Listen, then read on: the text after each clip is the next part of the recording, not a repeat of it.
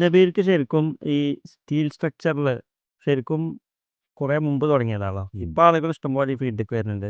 ഇതിന് മുമ്പ് നമ്മുടെ നാട്ടിലൊന്നും ഇല്ലാത്ത സമയത്ത് ഇത് തുടങ്ങാനുള്ള ഒരു കോൺഫിഡൻസ് ഉണ്ടായിരുന്നു.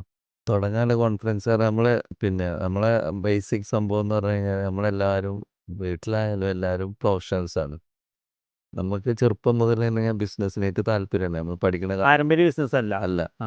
നമ്മുടെ വീട്ടിൽ ആരുമില്ല ബിസിനസ്സിൽ, ഇപ്പോഴും ഇല്ല ബിസിനസ്സിൽ. നമ്മൾ മാത്രമേ ഉള്ളൂ ബിസിനസ്സിൽ. അപ്പോൾ നമ്മൾ ചെറുപ്പം മുതൽ തന്നെ സ്കൂൾ പഠിക്കുന്ന സമയത്ത് തന്നെ നമ്മൾ ചെറിയ ബിസിനസ് കുറേ ചോളപ്പൊരി വിൽക്കലും അങ്ങനെ കുറേ പരിപാടിയൊക്കെ നമ്മൾ ഉണ്ട്, അങ്ങനത്തെ ഉണ്ട്. പിന്നെ ഈ ചോളപ്പൊരി പൂരത്തൊക്കെ പൂരല്ല, നമ്മളെ നാട്ടിൽ കൂടെ ഒക്കെ തന്നെ ചെറിയ നമ്മൾ LP സ്കൂളിലൊക്കെ പഠിക്കുമ്പോൾ പത്രം ഇട്ടിട്ടുണ്ട് ഞാൻ. അങ്ങനെ ചെറിയ പരിപാടിയൊക്കെ ചെയ്തിട്ടുണ്ട്. അതിന് ഇടേണ്ട ആവശ്യമൊന്നുമില്ല, പക്ഷെ നമുക്ക് അങ്ങനെ ഇതിനോട് താല്പര്യം ഉണ്ട്. പിന്നെ ഡിഗ്രീൻ്റെ സമയത്ത് കുറേ ബിസിനസ് ചെയ്തിട്ടുണ്ട്. PGക്ക് പഠിക്കുമ്പോൾ ചെയ്തിട്ടുണ്ട്.